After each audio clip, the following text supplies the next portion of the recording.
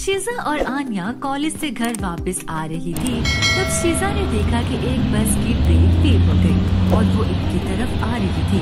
शीजा के पास इतना वक्त नहीं था कि वो आन्या से कुछ कह सके, तो वो आन्या को धक्का देती है और खुद बस के सामने आ जाती है।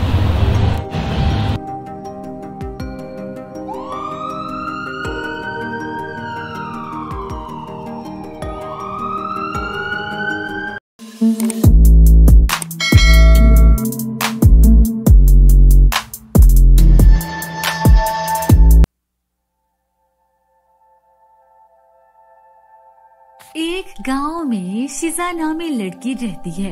इसके खानदान में इसके वालिदैन भी शामिल थे। वो अपने वालिदैन के साथ बहुत खुश थी।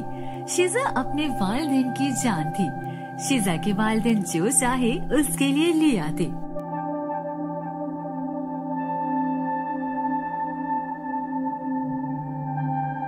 आओ बेटा, चहलकदमी के लिए चले।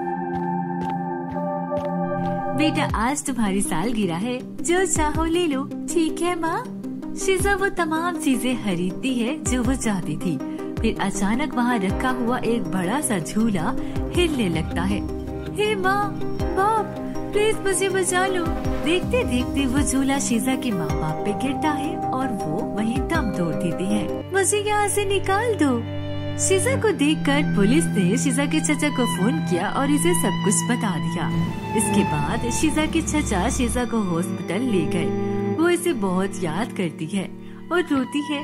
तभी शीजा के चचा और खाला आकर कहते हैं, शीजा चुप रहो बेटा, तुम्हारे साथ जो भी हुआ वो बहुत बुरा हुआ, लेकिन इसे कौन टाल सकता है।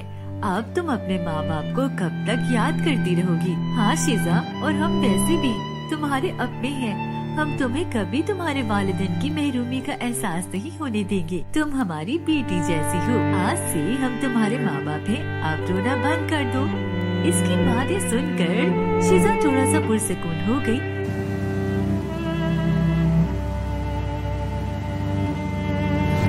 लेकिन शीजा के चचा और खाला की बेटी आन्या इससे बहुत ज्यादा परेशान थी। वो समझती थी कि शीजा बहुत ही होशियार है। मेरे वालिदैन इस तरह इसके रोने से इससे और भी ज्यादा प्यार करेंगे। हमारे कॉलेज में खूबसूरती का मुकाबला होने वाला है। अगर आप सब लोग इसमें हिस्सा ले तो एक पैसा बचाएं। आन्या की बात सुनकर इसकी तमाम सहेलियां हंसने लगी। ये सब देखकर शीजा बहुत उदास हो जाती है और खामोशी से वहाँ से चली जाती है। शीजा को प्रिंसिपल से डांट पड़ती थी। शीजा को चचा और खाला से भी डांट पड़ती थी। बेचारी शीजा किसी से कुछ कह नहीं सकती थी।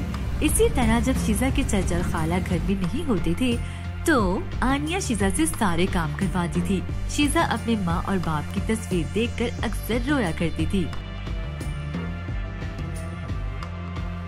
शीजा और आन्या कॉलेज से घर वापस आ रही थी तब शीजा ने देखा कि एक बस की ब्रेक फेल हो गई और वो इनकी तरफ आ रही थी। शीजा के पास इतना वक्त नहीं था कि वो आन्या से कुछ कह सके, तो वो आन्या को धक्का देती है और खुद बस के सामने आ जाती है।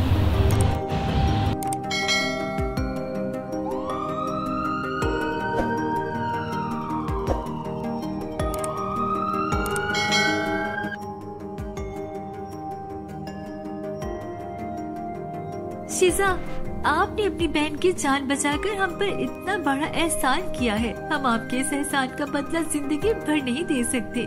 बेटा, मुझे तुम पे फख्र है। शीजा, मुझे माफ कर दो।